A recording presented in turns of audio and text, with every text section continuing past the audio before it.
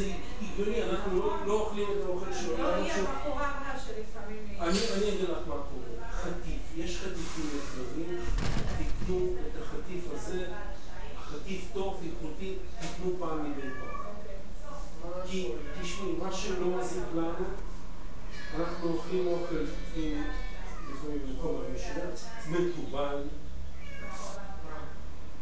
עם משמריתם ובלה בלה בלה.